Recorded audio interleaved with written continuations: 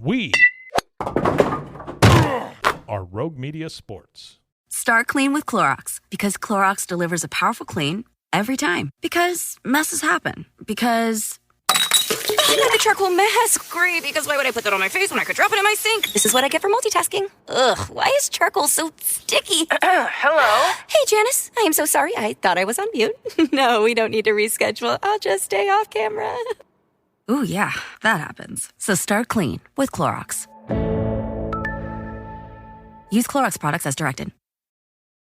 Hey, it's Mark Goodman. And I'm Alan Light. On today's podcast, Record Store Day founder Carrie Colleton is joining us to discuss the April 20th RSD special releases. Plus, we'll talk live with our audience, the Sound Up Pod Squad, and find out who still listens to vinyl. And some updates from the Beatles universe. Oh, good. Sound Up with Mark Goodman and Alan Light, the only music podcast that matters. Get it on Pandora, Spotify, Apple Podcasts, or wherever you get your podcasts.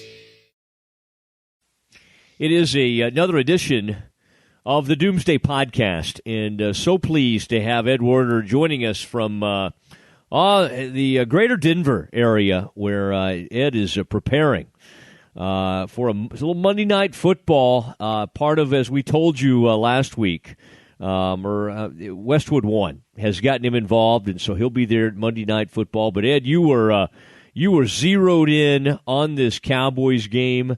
And as we get going tonight, we got a lot to get to. But what was your viewing situation like there in Denver, Ed? I mean, I would love to, or Fort Collins, wherever you chose to be. I'd love to kind of hear about how you were able to consume this ball game. Well, I watched the entire game on television and was able to break away from Little Henry to really focus in on the second half. That's your grandson.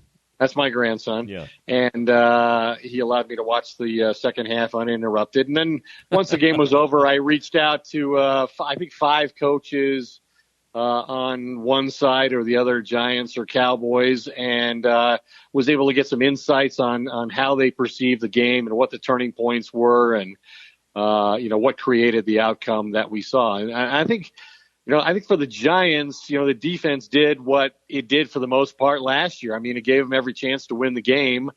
They took away Dez Bryant. He 2 catches, 43 yards. Zeke Elliott rushed for 104 yards, but had no rush more than 10. But they just, couldn't get Dak Prescott to make a mistake. He threw 39 passes without an interception, almost never puts the ball in jeopardy.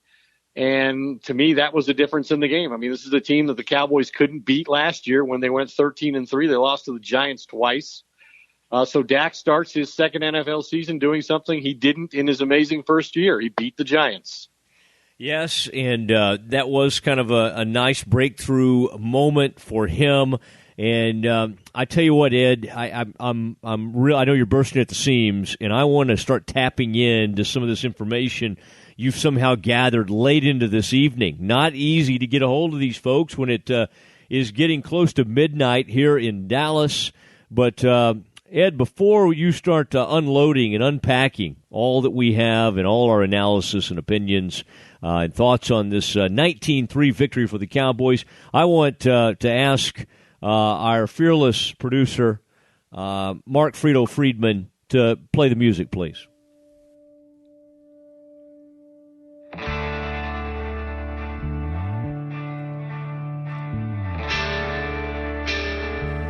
And it is that Doomsday Podcast. So excited to start actually reacting to real, genuine NFL football games. Cowboys 19-3 winners this evening, and we're taping this thing late, approaching midnight in Dallas. But lots to get to, lots coming from the Cowboys locker room, and Jerry has talked. And Ed, I want to start right there. There were 2 different things that happened. I do think, and it's always a little uncomfortable when we know what Zeke has been facing with this court. We know what he's been accused of, and we know it's hanging out there. And there's Jerry, as only Jerry could after the game, basically telling reporters, we knew this could be an inspiration to the team, and certainly the fact that the court ruling came down, and who knows what will happen down the road. There's still a good chance that sometime he'll miss 6 games, but for now,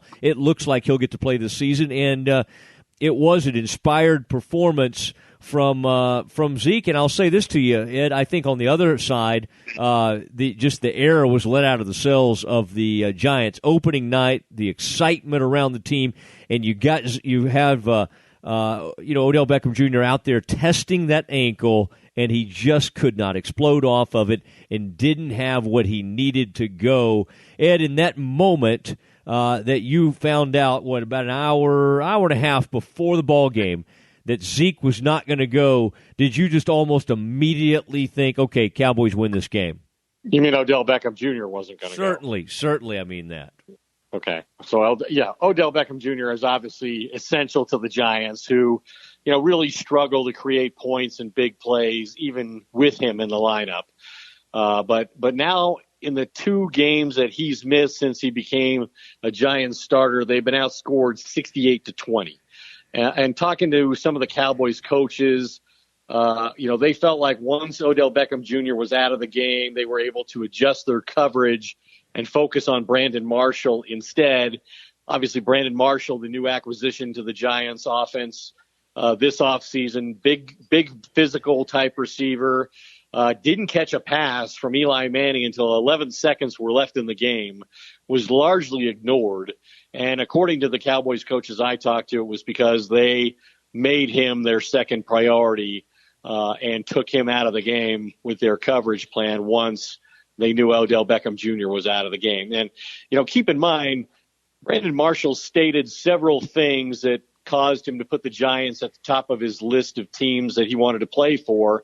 And one of those top 4 things was he wanted a dominant number 1 receiver on the opposite side of him.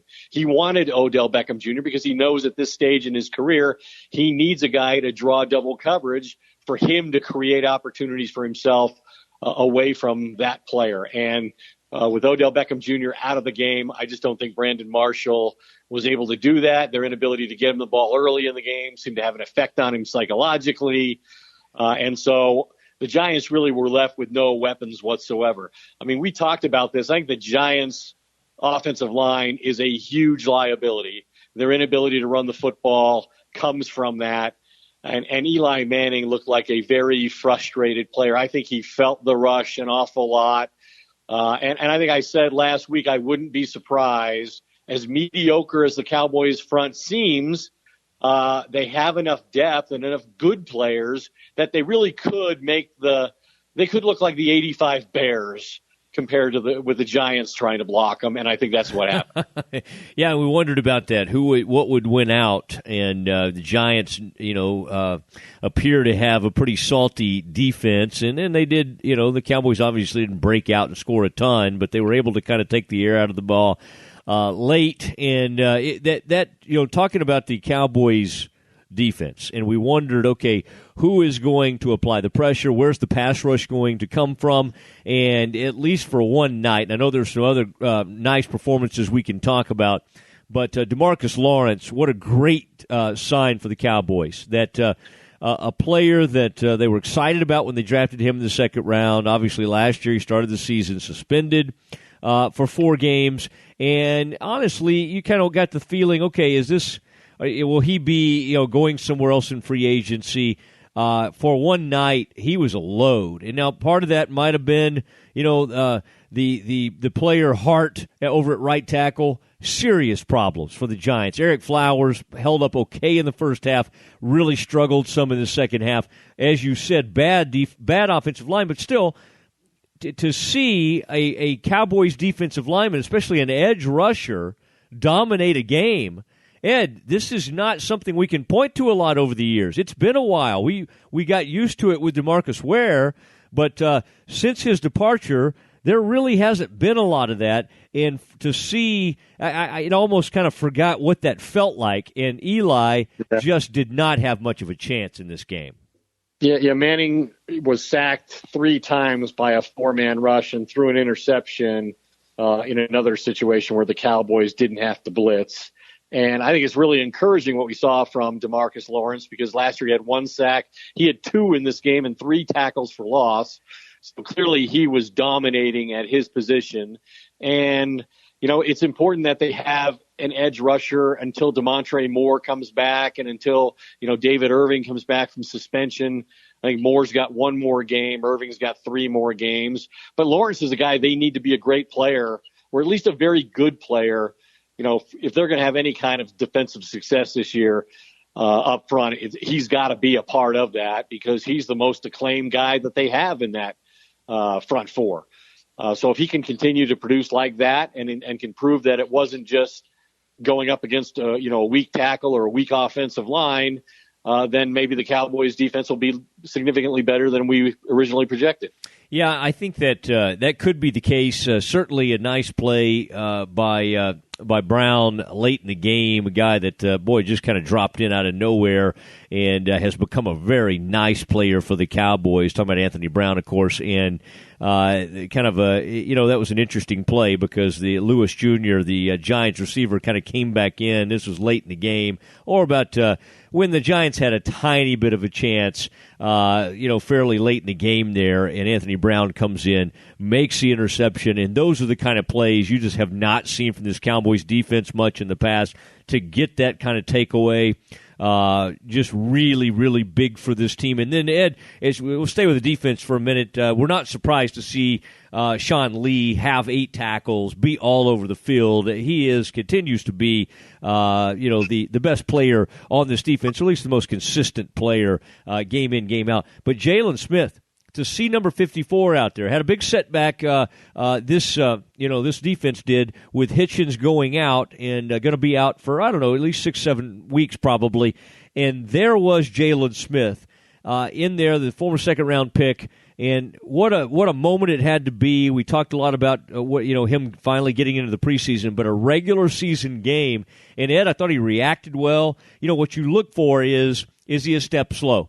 How does he react? And he finishes second only to Sean Lee, the guy who always leads in tackles, with 7 tackles, and thought he was incredibly active. And I think you even saw in coverage, Eli was trying to get rid of the ball, and man, he wasn't really taking advantage. That Evan Ingram may end up being a really nice tight end for them, but he was having to fit it in on those 3-4 yard shots, even to Shepard. He didn't get to the sticks in a 3rd and 4 situation. He throws it 2 yards in front of him just because he didn't have much time. Thought Jaylon Smith very, very encouraging for the Cowboys to see him come out of that game and really make a nice impact. Right. I think when, the Cowboys have endured a lot of criticism, some of it from me, for spending a second-round pick on Jaylon Smith. Had he not been injured and had that ACL tear in his final game at Notre Dame and suffered the nerve damage that further delayed his return, to the point that, quite honestly, some people in the NFL doubted this moment would ever occur. But the Cowboys believed, their doctor, Dan Cooper, did the surgery, so they had a little inside knowledge here. And they believed that Jaylon Smith was going to have a 10-year career. They just didn't know when it was going to start. Well, Sunday night, week 1 against the Giants, it started, and in rather spectacular fashion, because I would say it was borderline whether he caused a fumble, that should have been called. It was ruled the player was down before Jaylon Smith knocked the ball loose. But not only was he there to create that potential play, but the Anthony Brown interception you mentioned, he was right there on that play as well. And, I think the Cowboys, maybe if this continues, maybe they'll be justified in thinking that Sean Lee and Jaylon Smith can challenge Carolina's, great tandem, Luke Kuechly and Thomas Davis, for, best linebacker tandem in the NFL right now. Obviously, those guys have been doing it for a few years. But, yeah, Jaylon Smith, I thought he moved exceptionally well. I thought he was really involved. It seemed like he took a lot of snaps. I know they wanted to share the position with him to reduce, the stress they put him under physically. But I thought he held up remarkably well. Now, the Giants don't really have much of a run game, and they really don't have a speed back who can come out of the backfield and go vertical down the field. And that's where I think some people in the league believe Jaylon Smith could potentially be exposed. Now, that could happen next week because the Broncos do have Jamal Charles. Yeah, and Jamal Charles obviously has had some huge days in this league and still can be very effective. And again, you will be there. You'll be right in the middle of that game. You're a man that spent a lot of your life in Colorado, and so there you are covering Monday night, and then you'll be right back there in the middle of that Cowboys-Broncos game. And the Doomsday Podcast, happy to have you there. Now, I want to get to a couple of interesting Jerry Jones quotes, and I'll do it right now, by the way, Ed. Some of those quotes are coming out to us that Jerry was just, he likes to hold court outside the Cowboys locker room. And this was Jerry on the play of linebacker Jaylon Smith, said, well, we had Durant sitting over there and ready to go. Jaylon just kept going. Again, when you look at several of the younger players that really distinguish themselves in the game, he'll be right at the top of the list. I'm really proud for him. And he made some big plays for us out there. I'm happy for him. Boy, I find this all interesting, Ed, because one of the things that Stephen Jones has talked about over and over, we cannot leave him out there for this number of snaps. Now, fortunately, the Giants just didn't get a ton of offensive snaps, but to be able to basically leave him out there and go, hey, we like how you're playing, we're going to leave you out there and let you go. That had to make the Cowboys feel great, and honestly, they may have to sort of monitor themselves in terms of not pushing him too much as they become more and more comfortable with having him in the lineup. Well, it's interesting that right away in his first game he becomes a guy that they can't get off the field. Right? They don't feel good about taking him out of the game, even though, as you said, Stephen Jones indicated previously that their need for a middle linebacker with the Anthony Hitchens injury was not going to create a situation where they jeopardized Jaylon Smith's health, and that they were going to continue their plan to bring him along slowly. And I think the plan was to, play him in run situations, first and second down run situations, and then let Durant come in on third downs and pass situations. But there really weren't very many of those that materialized, and it'll be interesting to see.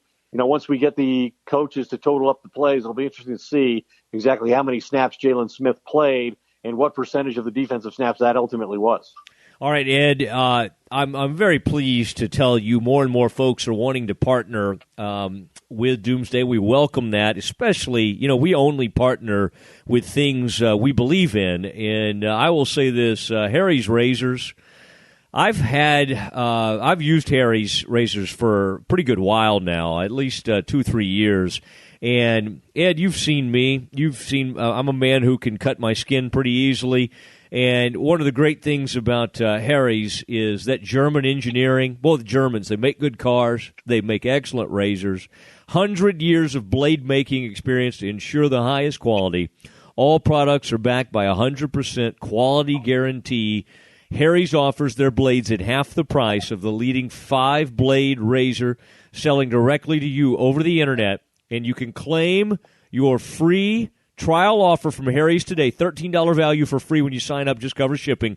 Your free trial set includes a weighted ergonomic razor handle, 5 precision-engineered blades with a lubricating strip and trimmer blade. Ooh, you'll love that, Ed, that trimmer blade for that mustache you have. Rich lathering shave gel and a travel blade cover. To get your free trial, all you got to do, go to harrys.com/doomsday. Right now, that's harrys.com/doomsday. Ed, how do you keep that that beard or that mustache trimmed? And I know from time to time you'll even maybe try to go with the goatee. Are you kind of excited about maybe giving this Harry's a try?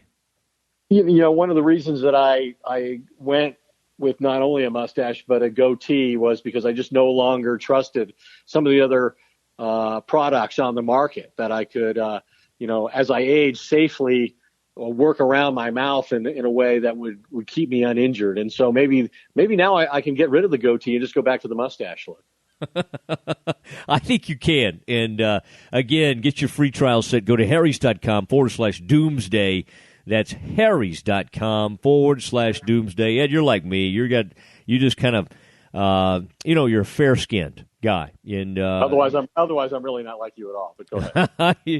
we share more in common than you would like to admit, but I do think you're going to love these Harry's razors. And boy, thank you, Harry's. I want to welcome you aboard as more and more people want to take part and partner with Doomsday. We're very thankful to have you along. Now, as we continue to look at this Cowboys game, let's flip over, Ed, and look. You mentioned it right at the top of the podcast in terms of what Dak did. I think Dak's getting more and more comfortable, by the way, knowing when it's time to take off and run. And you saw that was late in the first half. I thought there was one. He could have taken a shot. Jenkins was headhunting. Jenkins came up there saying, okay, you want to run? I'm gonna lower this shoulder and give you something to remember. And Dak was elusive enough. That's just one part, by the way. I mean, Tony Romo had a really nice career here, but by the end of his career, he could move. He could still move and still use the pirouette move, but he certainly couldn't take off and get downfield like Dak did. I thought that was impressive. And just so you know, Zeke coming out here, and Frito, I want to double check with you. Frito, our fearless producer, is here. This is from what Zeke said tonight. Interesting quotes. I've been looking at some of these quotes from Zeke, and Ed, I want you to get you to react to this. Zeke in the locker room saying, I'll finally get a fair trial, finally get a chance to prove my innocence. And what's interesting is this is not I don't know if he'll ever get that chance. I mean, they didn't file charges, so it's not going to – what'll be adjudicated at some point is, did Roger Goodell have the right to do this? And generally what we've seen is when you look at the CBA, the answer is yes, he did. So I don't know – I don't totally know what Zeke's talking about when he says he's going to get a chance to prove my innocence. He may get to continue to prove that the NFL botched this investigation, but I don't think in the public eye, and certainly not in the courtroom, are we ever going to completely clear Zeke Elliott.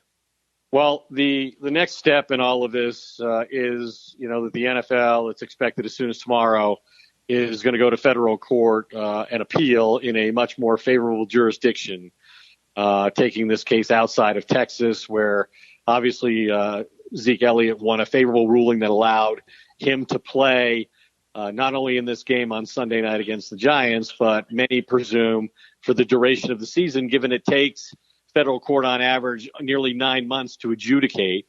However, that being said, the next nothing is guaranteed at this point. I think Zeke acknowledges that. There's no guarantee he's going to be playing in Denver this week. I think that's the expectation is that he'll play. But the federal court could overrule the judge's decision in Dallas and reinstate the suspension. And you're right. This isn't really about proving Zeke Elliott's guilt or innocence anymore. Regarding the domestic violence allegations made against him by his former girlfriend, Tiffany Thompson. This is really about determining whether the NFL has followed its own unilaterally imposed process for investigating and punishing in these situations. And the most recent decision obviously confirmed in Judge Mazant's mind that the NFLPA is right in that this was poorly done. Largely because the lead investigator was not in the room when the punishment phase was discussed. And so there's no assurance that Roger Goodell knew that she felt like he did not merit punishment based on the lack of credibility she gave the main witness against Zeke Elliott. So we'll see where all this goes. But you're right. This is really not about determining his guilt or innocence anymore of the charges. It's now about whether Commissioner Goodell, in imposing the 6-game suspension, operated outside the bounds of the CBA.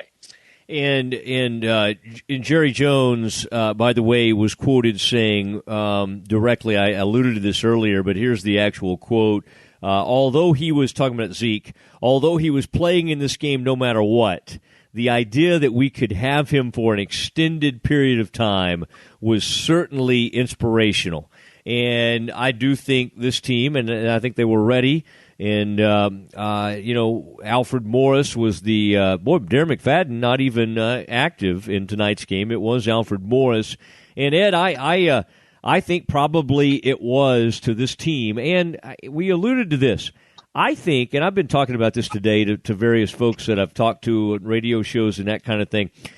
I think Zeke has to, if he's somewhat in touch with what's going on, has to realize, okay, no matter how much I think I might be innocent or whatever, I did bring this on myself. I brought this on my team. This has been an enormous distraction, and so I do think that he went out there tonight with a purpose. And I kept being asked, and I know you're asked these things when you do interviews, is he going to be a distraction? Is it going to be? And quite honestly, once you get out there, I just don't think you're like, oh my gosh, I forgot how to do this. I forgot how to run. He played in one of those preseason games. He was ready to go, and I think it was important to him and Dak. They had those 2 losses last year, both to the Giants, and that was big. Those were big. I think this was something they wanted to get past, and to go out there and thoroughly dominate a team and to win 19-3, and even against a really stiff Giants defense, I think they have to feel really good about what they did. Yeah, I don't think there's any question about it, but they did only score 1 touchdown. I think there were some new things that we saw in the offense from Scott Linehan, beyond not giving Zeke Elliott a touch when they had 1st and goal at the 3 and throwing 3 straight incompletions to Des Bryant instead. Beyond that, I thought there were some. You mentioned Dak running the football. Well, he ran 3 times for 24 yards, including a 17-yarder. And that's part of what he brings. He's going to put pressure on a defense in a unique way. And I think they played off some of that, too, with a lot of the read option type stuff they did with a slant to either Des Bryant or on the touchdown pass to Jason Witten, a tight end running a slant behind that play action. And that really produced the only touchdown of the game. And if you watch that play, it was an incredible play fake between the quarterback and the running back. It really looked like Zeke Elliott took the ball in its entirety from the quarterback, but Dak pulled it out of his gut and threw it quickly behind him for a touchdown on Eli Apple to Jason Witten. Yeah, and I thought one of the main battles that was going to take place was Janoris Jenkins, nice cornerback. I thought he played pretty well tonight, and obviously Dez just had 3 catches, 45 yards, like 33 or 34 of those yards came on one play. Thought that was a really nice battle. Thought a tough time for the Giants. I'm not saying and it kind of set up, I believe it set up that Witten touchdown was a call on Jenkins, and that's a tough. They do in this league, wide receivers and the offense really are favored. But when you see 2 players of that magnitude and that athleticism basically battling each other step for step down the field, boy, that's a really, really tough call that the Giants got right there, and that ended up being a big play in the ball game in what had been, a fairly tight game to that point. Yeah, well, it did play a role in what produced the only touchdown of the game, so it was part of that same drive. Certainly, that was very questionable. If you look at some of the other plays that didn't draw a flag, like Jimmy Graham seemingly getting mugged by 2 defenders. Green Bay defenders in the end zone, and for that not to draw a flag, and for this Des Bryant play to draw a flag. But I think they were trying to keep it somewhat even. They do let a lot go for Janoris Jenkins. He does get a lot. He does get away with some contact down the field that less accomplished cornerbacks might get flagged for. So I think it was a fairly evenly called game from the point of view of that particular matchup.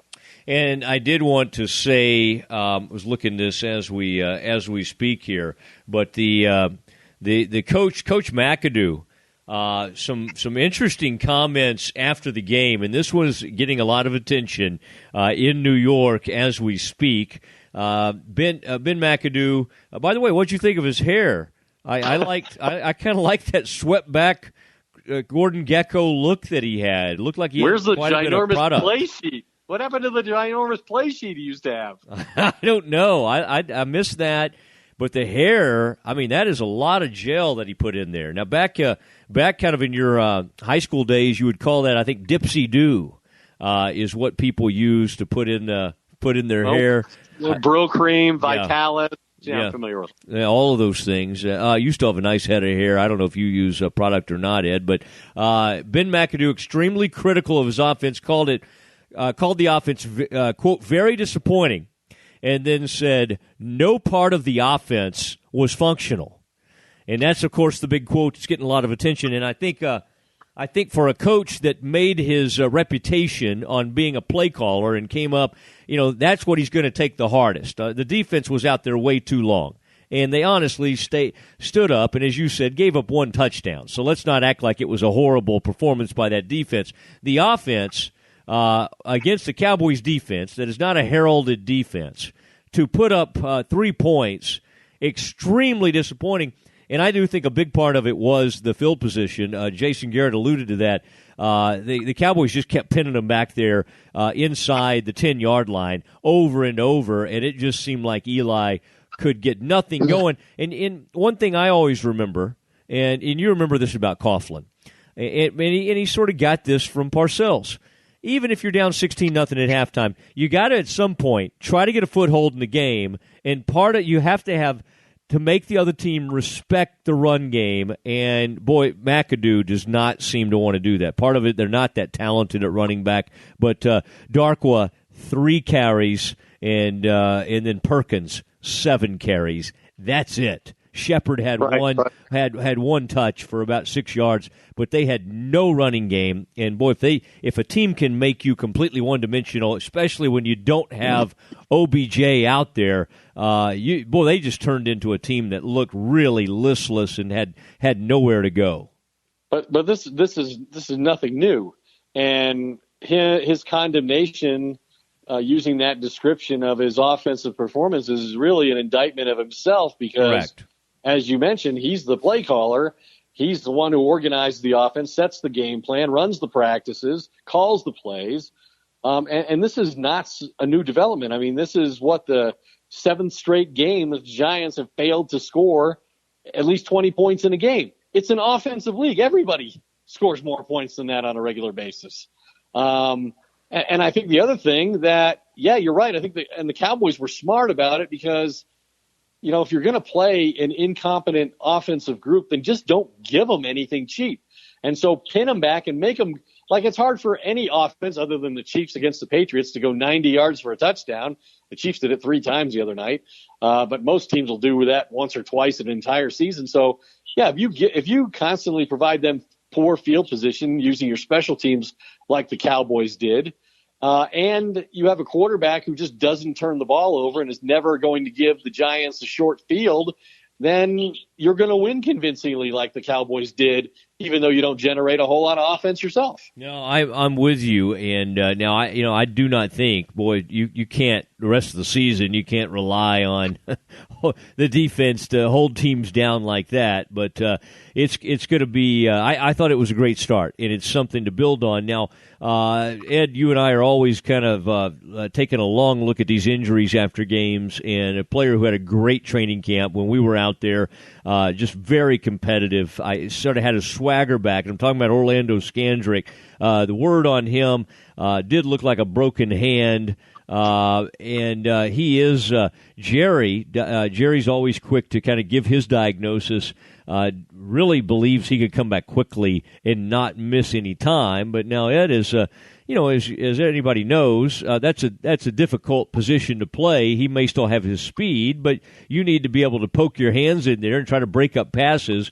And so that's something we'll be taking a pretty close look at heading into next week. Well, and we already know that the cornerback position is a liability for them just because of the changes that they made in the offseason. I think Orlando Scandrick is still their best corner, whether he's playing outside or he's playing in the slot. Some people might argue that Anthony Brown, who had the interception, the 6th-round pick last year, played well when Scandrick was injured as a rookie. has surpassed him already, but that's not the way they lined up. So I'm going to give deference to the coaches on that and believe that Skandrick is still their best player now. Jordan Lewis, their third-round pick, and Cheeto Awuzie, who played some and had an ankle injury in the game, are guys who should improve as they get experience early in the season.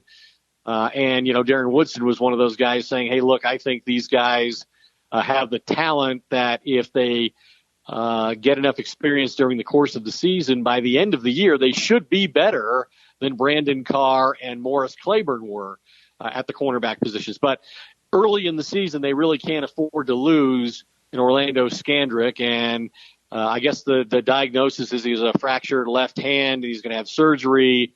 They don't know yet if he'll miss any games. Apparently they expect it would be just a couple of games, if any at all, but they're going to have to get Lewis and Awuzie going if he's out of the game for the next couple of weeks.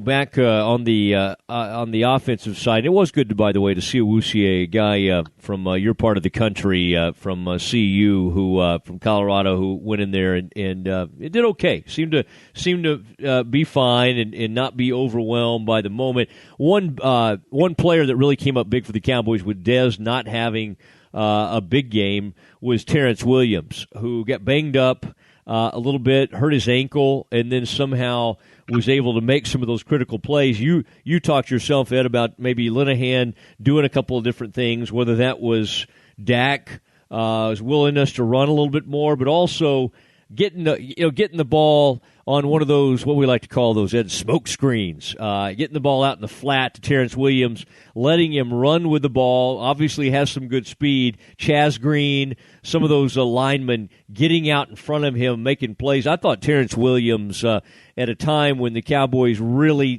needed to get something going, was a spark for this offense, especially in the first half. Yeah, he wound up being their, leading receiver in terms of receptions and yards. And, Bryce Butler made a big play, too, to get him in scoring position for their first points of the game. That ill-fated series that ended up with the 3 incompletions from the 3-yard line and the leading rusher in football from last year, a guy who scored 15 touchdowns, not getting a single handoff, which was a questionable sequence of events. But yeah, I thought they did a good job working around the fact that they didn't have Dez Bryant creating any kind of consistent offense for them, and just made the one big play that really never amounted to much of anything. And like we said before, Elliott never broke any really long runs. He had a 30-yard catch, but really that was when they were trying to close it out too. So I thought they did a good job against a tough defense, one that thwarted them twice last year, and they did it without some of their star players, being terribly productive. So credit to them to find another way to win. All right, I want to talk about our favorite Razor for a moment, but I do want you to be thinking about something. I got a Chris Collinsworth. I need you to put I'm not going to have you try to do any media criticism. Leave that to me. But I. Because, you're getting back in the game. Westwood won. You're going to be heard on this Monday Night Football and all that. But I do want your thought, because there were some opinions about how NBC handled the Zeke thing. And I know you were listening and observing the game, and I want to get your thoughts on that. But first, Ed, Harry's Razors, thank you so much for coming over to Doomsday and partnering with us. Harry's is so confident you're going to love their blades. They'll give you their trial shave set for free when you sign up at harrys.com/doomsday. Just pay for shipping. And, Ed, one of the things, I'm I'm a sensitive man. I've got sensitive skin. They have their own German factory with over 100 years of blade making experience to ensure the highest quality. All products are backed by 100% quality guarantee. And that 5-blade razor. Now, listen, we've all been tricked into this. Oh my gosh, we got the Quattro, we got the Quintuple, we got this many. These things are wonderful, and the ergonomic razor handle. Ed, when you shave, you want to have something that feels right in your hand. Okay? That applies to a lot of things in life. Rich lathering shave gel, a travel blade cover, Frito's shaking his head at me. And to get your free trial set, go to harrys.com/doomsday right now. That's harrys.com/doomsday. Ed, what I'm going to do is I'm going to get the good folks at Harry's to and we got to decide, you're in Colorado so much, it's hard to know where to send these razors. You want me to send those to your Dallas estate or your Flower Mound estate, or you want me to send those to Colorado? You can stop naming all the cities I either live in or used to live in anytime you want to. The security people here are just going nuts about this whole problem you're creating for them. We can talk about that part of it off the air, but I will say that as it relates to Harry's blades and my need for them, I was just thinking today when I got out of the shower, geez, I haven't shaved in a few days, and I gotta cover a game tomorrow. And then I thought, but I'm working in radio, not TV. I really don't ever need to shave again if I don't want to. So I think Harry's has got to be really good for me to want to shave at all. So if you see me and I just have a goatee and a mustache, you know that Harry's blades are doing the trick. and I do want another guy that he'll throw down a 5 o'clock shadow on you. You know, our producer Mark Friedman wants to weigh in on this. Ed, I was just wondering if you can go ahead and just give Matt your address so he'll know exactly where to send those razors. I'll just give him both addresses and he can send half the shipment to each. How's that? I like that. I want Harry's razors waiting on you wherever you are. Get the free trial set. Go to harrys.com/doomsday immediately. harrys.com/doomsday. Okay, Ed, as we go late in the evening, fortunately you are on Mountain Time right now, and that there he goes, giving away my whereabouts again, buddy. We know you're going to call that game tomorrow night. We can't be you can fly from Dallas to Denver in 15 minutes. It's like 640 miles. We need to avoid all the secrecy that you're trying to. I'm not going to give your hotel, other than we'll say you like Marriott properties. Okay, Ed, I do want to say this though. The NBC broadcast. Now, I didn't get to, I'm at the ball game, and so I was kind of getting to see it up there on the monitors, but I didn't get to hear it. And what I'm told is Chris Collinsworth said something along the lines of, there's been a lot going on with Zeke Elliott, but tonight we're just going to kind of focus on Zeke Elliott, the player. Are you, you're a long time, you're a news hound. I mean, you're on the trail, you're trying to get all this scoop. Were you okay with that approach, or were you a little taken aback that it was so, hey, I know there's a bunch of stuff going on, but we're not really going to handle it on air? Well, I don't really think it's fair to the viewers because, they may not have an understanding of what's happened with Elliott over the course of the entire offseason. And I'm not saying you need to go into it in great detail for a national audience, but let's acknowledge the fact that 48 hours before the game, a key courtroom decision basically allowed him to be in uniform and on your television screen in this game. And there's likely to be more court hearings that will determine whether he continues to play in that capacity. And so I disagree with, hey, let's just pretend nothing's gone on and he's just a football player like all these other football players are. He's not. And that's not the situation. And ultimately, to his credit, and I don't mean to be overly critical of Chris Collinsworth. He's been doing this for a long time. He's a color analyst. He's a former player. He's not, a journalist like a reporter in that capacity. But Al Michaels eventually did come back to it and did explain to some degree, give a basic understanding of what Elliott's situation was relative to, a suspension and court ruling. So ultimately, I think they handled it the right way. I don't think the right way was to pretend with your viewers that Elliott and Dak Prescott are in the same identical situation.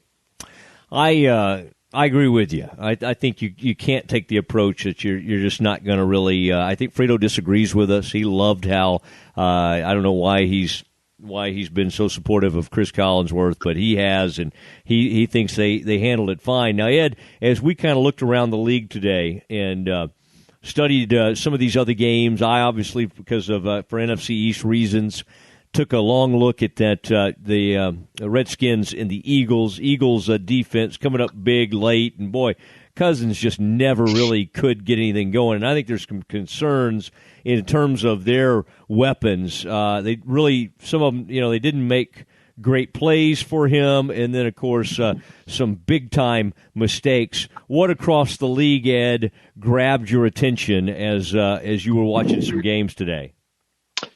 Well, I watched the Raiders go into Tennessee, and despite concerns about the quality of their defense, I thought they put together really a three-phase victory on the road against another really good team in beating the Tennessee Titans. So I think that says a lot about the Raiders and their ability if they, unless they're decimated by injury and lose their quarterback like they did last year late in the year. I think that's a team that has Super Bowl potential. And then I think two teams that fit that same description in the NFC played against each other at Lambeau Field, and Seattle looked really pathetic on offense. They were kind of like the Giants tonight against the Cowboys. They had that kind of look to them. Like, how is this team ever going to create any points? Their defense was overwhelming. It was fantastic. They sacked Aaron Rodgers, 4 times. They had a defensive touchdown negated by what both Mike Pereira and Dean Blandino, the two former supervisor of officials for the NFL, thought were, atrociously wrong calls, denied Seattle a defensive touchdown against Rodgers and the Packers. But I thought the Packers looked reasonably good. They weren't as explosive as you would think, but I have a little trepidation about both those teams because of what we saw on the offensive line. Saw their quarterbacks taking way too much punishment and being forced to take hits to get rid of the football in ways that were not by offensive design by any means. Are you amused by the way, Pereira just has that really distinguished look? I mean, he's the guy who created this role, the officials on TV that everybody's now trying to emulate, and he just has a very distinguished. He's great. He's a good-looking dude, and he's just a guy. He dresses up nice. Does Blandino and to his credit, despite his relationships in the league office and his history there, he doesn't sugarcoat his criticism of them. I mean, I think he's very objective about what he sees, and he's been willing to openly criticize the NFL, even in situations where it didn't involve just watching a replay and some official getting it wrong. No, I like him, and I'm amused by his new sidekick, Blandino. I'm amused by the way he dresses. It's a totally different look than Pereira. He likes the sort of the light. I mean, he really sort of dresses for the spring at all times. And I don't know, for some reason, he sort of reminds me of like a non-denominational preacher. Okay. He's in the process of transitioning into a more visible role. I know he did the weekly thing on NFL Network when he was the supervisor of officials, and criticism of him was he was never really an official himself. So they don't have that situation in the league office anymore.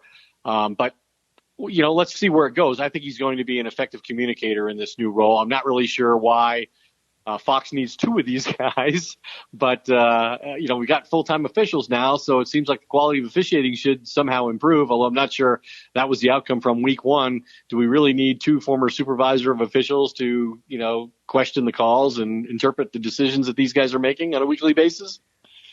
Were you watching that one game today, speaking of that, where Pereira jumped in there, and I agreed with him that the pass was coming forward on that That was the game you were talking about, the Redskins game, right?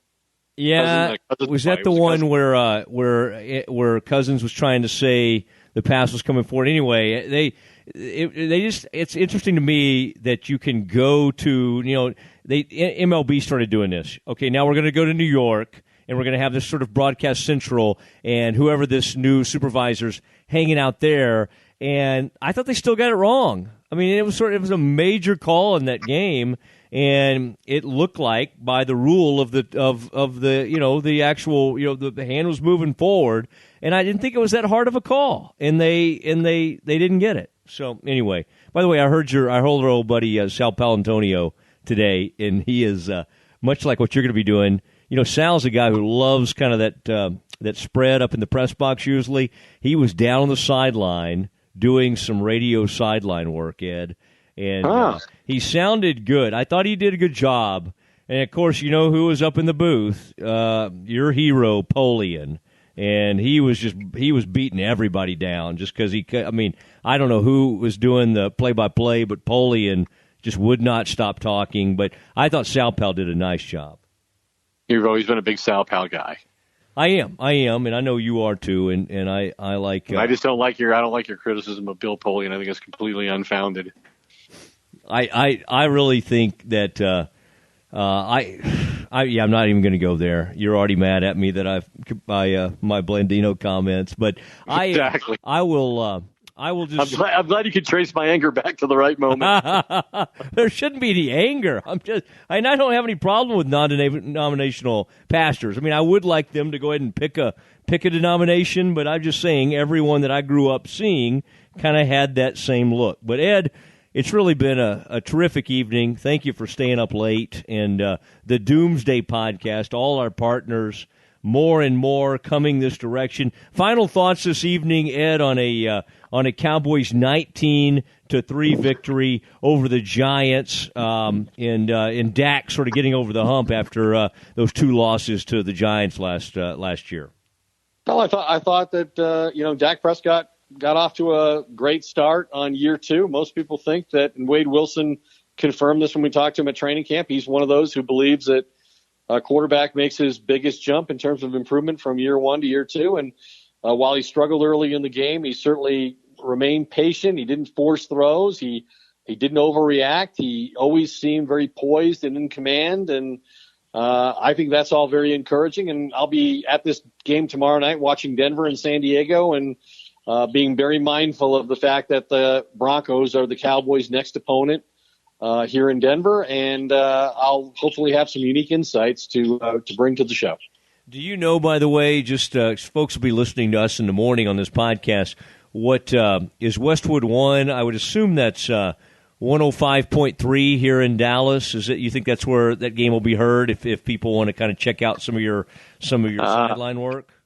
I guess I would just look up, Google Westwood 1 in Dallas and find out okay. Where exactly. And we appeal to a market beyond Dallas. I think we have a lot of Philadelphia listeners, so hopefully it's broad enough across the NFL that people know to what their Westwood 1 local affiliate is, and they can hear me on the broadcast should they so desire, not to listen to Rex Ryan and Beth Mounds. Yeah. Well, that's. Although I'm not saying you shouldn't want to do that. I'm just saying. Well, that's a groundbreaking. That's a groundbreaking deal with Beth Mounds doing that ball game. But the guy you're working with, by the way, Harlan, is just one of my favorites. He's unbelievable. Kevin Harlan and Kurt Warner. Yeah, but I'm telling you, Harlan. We used to have him on our radio show, Talk NBA. But he is so good on NFL and NBA, and he just truly, he may be. He's sort of Marv Albert's kind of moving toward retirement probably in the next couple of years. Harlan's kind of the heir apparent. Like he's got that kind of voice. I'll just say that I've worked with a lot of legends in my career, at ESPN with Chris Berman and, Trey Wingo and Susie Colbert. So, you can ask any of them. They'd tell you that. That's right. Wingo. Especially Wingo. Susie's actually pretty humble, but yeah. Wingo might dispute the other two, but he would admit that he's in that class. Oh, certainly. He thought he was in that class. He desperately wants to be a guest on our show too, or he did before I said that. Yeah, he hasn't been tweeting us out as much as I think he should. So I'm gonna, until he kind of gets back on that, I'm gonna hold off on asking him to be a guest. Okay. Hey, buddy, appreciate it, and have a great call tomorrow night. We'll be listening. We're proud of you, and just represent. All I ask is that just once during the game, you go, we talked about this on Doomsday last night. Just the Doomsday Podcast. Work it in somehow. How many times? Just once is fine. Oh, yeah. Okay. Yeah, we talked about this on the Doomsday Podcast with my buddy Matt Mosley. By the way, the new podcast with Brent Musburger featured in the Saturday Barry Horn media column. So I wanted you to know nice. that. Yeah. Just and just so I know, will you be listening to the entire broadcast to make sure that I honor that obligation? No, I can't do that. But I would just prefer a heads up from you when you think might do it. If you're not going to listen to the whole broadcast to hold me accountable, I promise you I'll do it.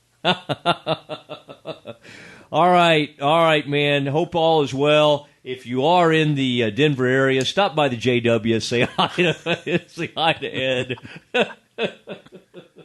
All right, good night, Ed. Good night, Ed.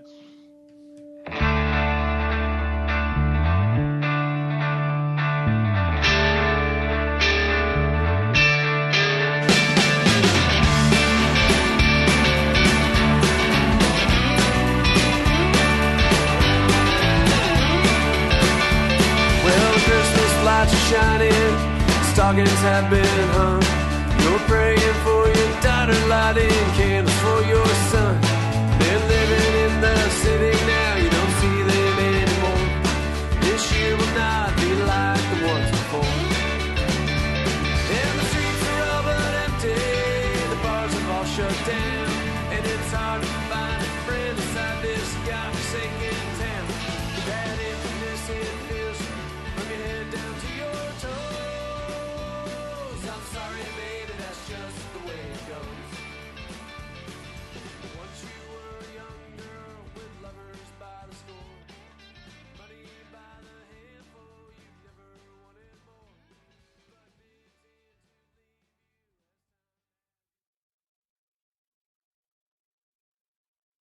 Hey, it's Mark Goodman. And I'm Alan Light. On today's podcast, Record Store Day founder Carrie Colleton is joining us to discuss the April 20th RSD special releases. Plus, we'll talk live with our audience, the Sound Up Pod Squad, and find out who still listens to vinyl. And some updates from the Beatles universe. Oh, good. Sound Up with Mark Goodman and Alan Light, the only music podcast that matters.